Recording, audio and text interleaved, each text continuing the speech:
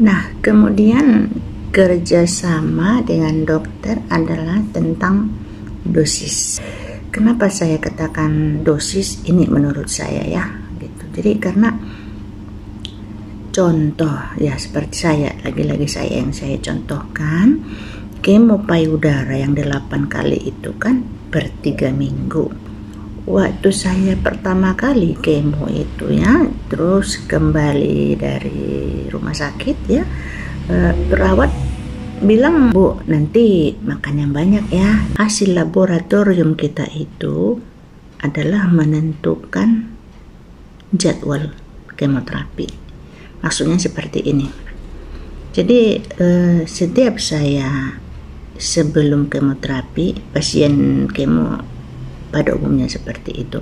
Jadi sebelum kemoterapi kan cek darah dulu gitu untuk melihat keadaan si pasien gitu kan, hasil-hasil labnya itu sel darah merah, sel darah putih, fungsi ginjal, fungsi lever dan lain-lain gitu kan, dokter kan harus periksa gitu. Jadi sehingga dengan hasil laboratorium itu menentukan kita kemoterapi atau tidak.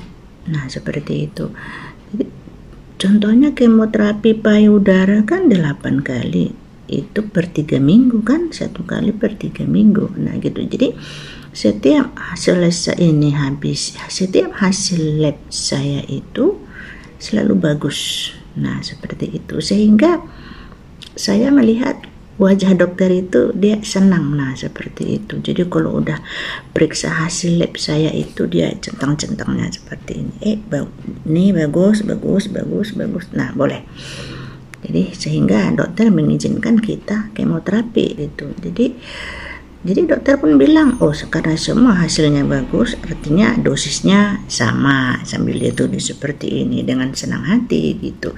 Artinya saya ambil kesimpulan kalau ada yang terganggu gitu di hasil laboratorium si pasien tidak sesuai dengan prosedur gitu kan, tentu dosis mungkin ada perubahan seperti itu, atau bahkan seperti saya lihat sendiri teman gitu ceritakan di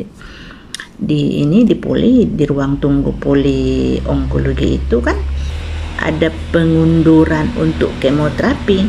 Jadi saya tanya kenapa mundur gitu, atau bahkan kadang kita seharusnya jadwalnya sama ya gitu, tapi opname gitu karena sel darah merahnya turun, tidak sesuai dengan prosedur dokter gitu.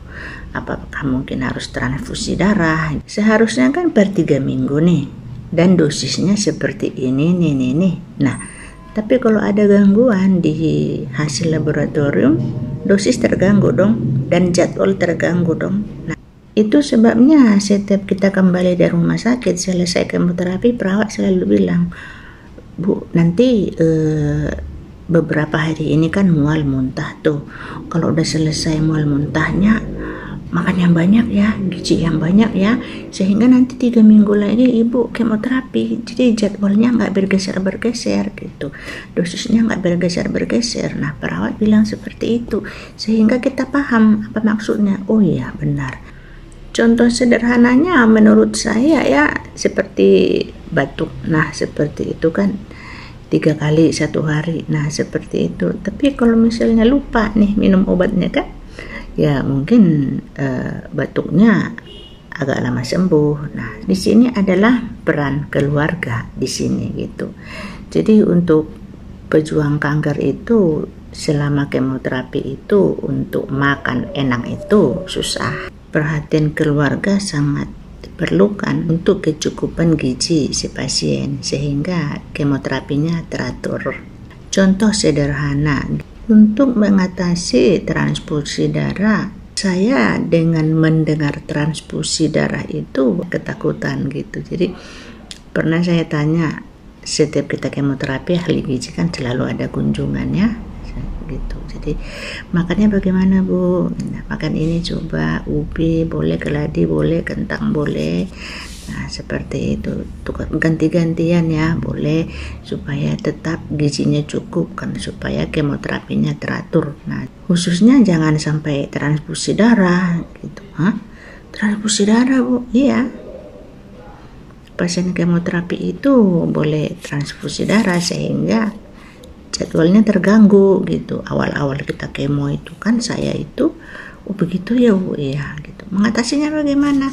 Boleh dengan buah bit. Memang dia lango gitu, tapi dengan mendengar transfusi darah itu udah nggak ada cerita lango lagi gitu. Saya tidak mau transfusi darah. Kalau jadwal kita teratur gitu kemoterapi, dokter sangat senang. Kelihatan kok dari wajahnya itu, bagus semua gini-gini di kertas itu. Ini bagus, oh mantap. Lalu diresepin kemoterapi kita itu, jadi dokternya senang, apalagi kita.